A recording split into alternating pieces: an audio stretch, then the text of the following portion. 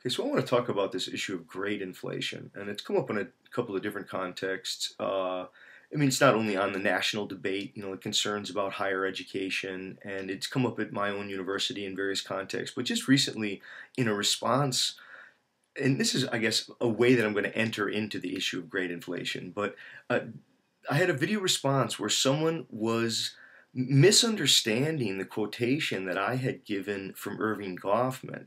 Goffman has a quote where he says, um, of all of the things of this world, information is the hardest to guard because it can be stolen without removing it.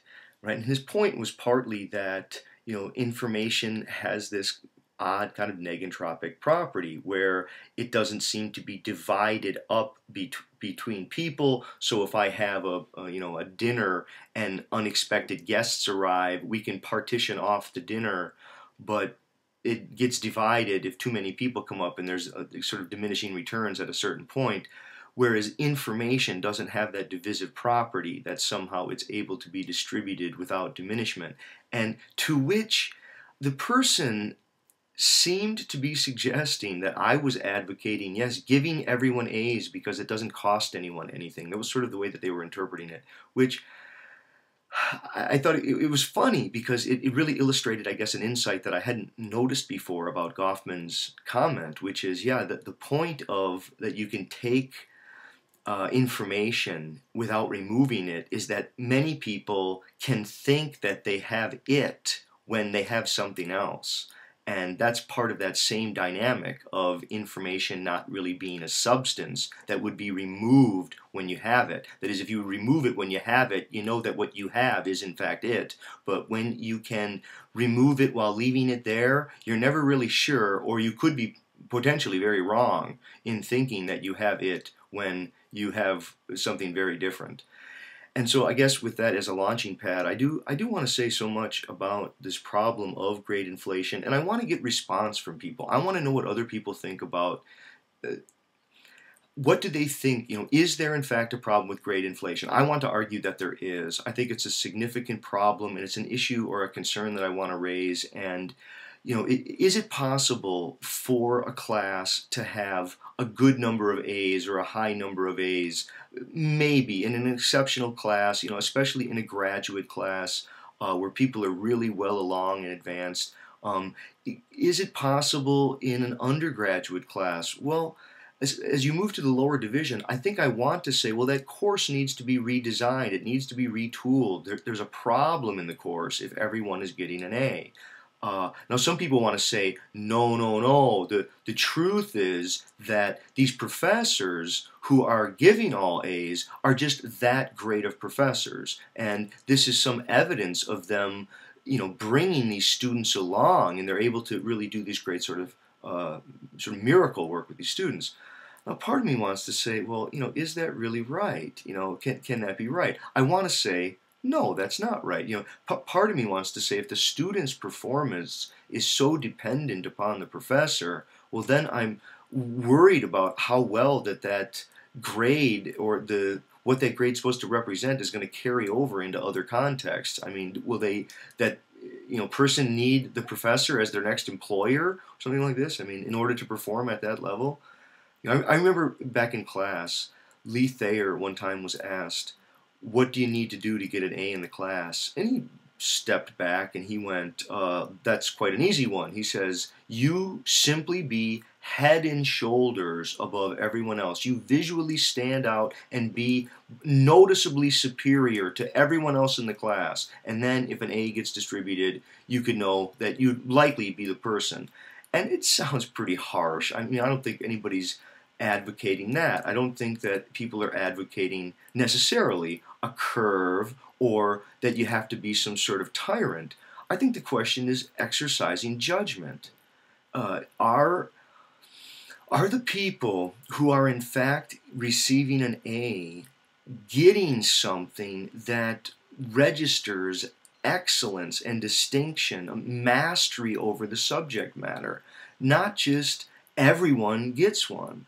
Why even have grades? Why not just have the course be pass-fail? I mean, if it's designed so that everyone can get an A or not, then it might as well just be a pass-fail class. Now, let's go back to the question of the person who does get the person who gives all A's. So there's a professor out there. Let's just take for example, there's some professor who gives all A's or close to all A's. Now, if we look and say they have very difficult material too, so it's not just that they're doing group hugs for the easy A, but they have some rigorous materials, hard readings and sort of stuff. Now, the first impulse would be to say, there's a problem here. There's a lack of judgment. Now, say we want to say no. The thing happened here is that this person is so clear in their expectations. This person is so enthusiastic and inspirational, and that is so contagious and infectious among the students that the students literally rise to the occasion, and they all do superlatively well, and they take mastery over this very difficult material, and they all should have an A.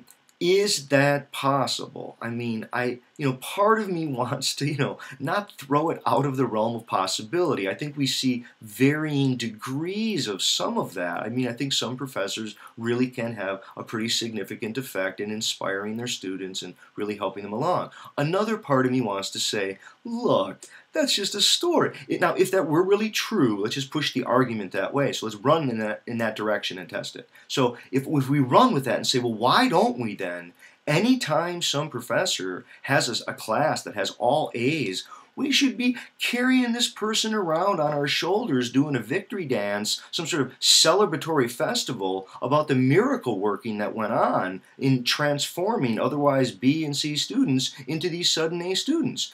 Also, I think we would want to advocate public posting of grades so that we can see those professors who are really bringing students along and those who aren't.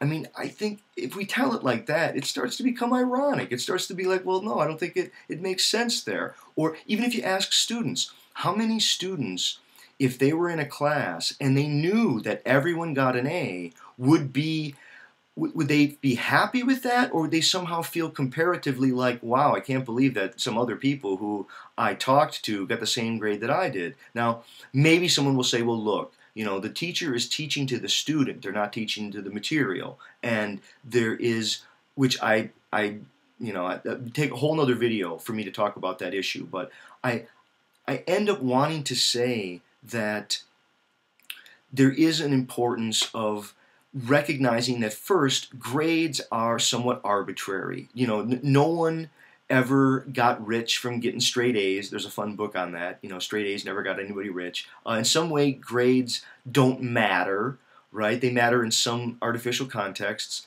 I think it's also important to really underscore that, grades, they can be, used as a oppressive tool by professors, and I think some professors can use it in a weird way. I'm not saying that all professors who are tough graders are thereby exercising judgment or are very fair. I don't think that's the argument at all. I think the point is that if there are a lot of A's or a real high number of A's, I think that professor would need to recalibrate it. It would seem like there are grade distributions for a reason. And I don't mean a curve, I just mean there are A's, B's, C's, and D's. And that is some people are average, and let's just say most people are average.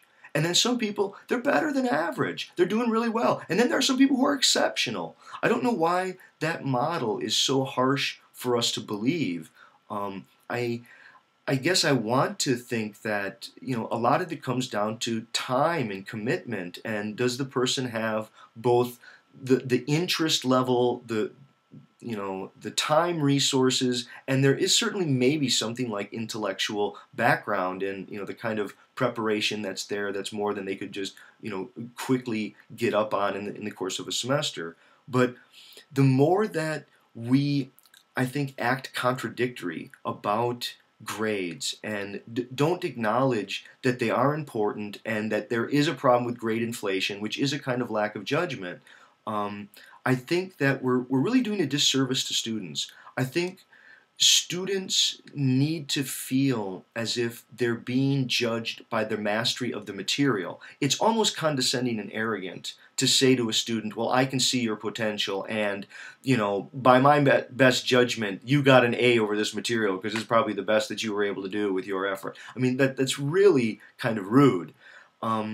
So what I would like to do here is, please, I want to get people's response. What do you think? Is there a problem with grade inflation? Is it disrespectful to students? And maybe one last thing is, what is the motive for grade inflation? Now, maybe some of it is just the professor is trying to make the student happy, and the customer's always right. Maybe some of it is the professor is lazy, and they're kind of sleeping on the job, and they don't really care. Maybe the professor is in a kind of confession and a mode of guilt expiation, saying to the student, I wasn't able to have adequate mastery myself to give you the guidance you needed, and so I'm going to try to buy off your hostility against me by giving you a good grade, and maybe everything will work out anyway.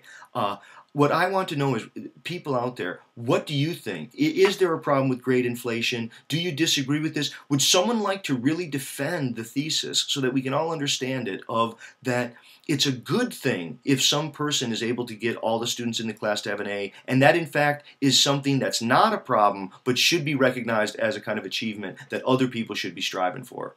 Okay, thank you.